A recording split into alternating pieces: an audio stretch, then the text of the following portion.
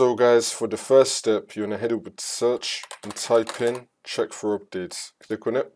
And then once you're on this, you're going to click on check for updates. Make sure that your computer is fully up to date.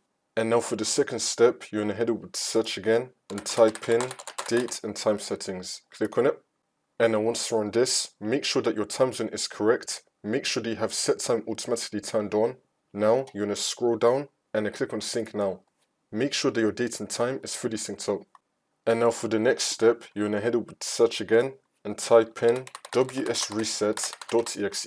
Click on it, which will now reset the Microsoft Store cache. And now for the next step, you're going to head over to search again and type in Microsoft Store.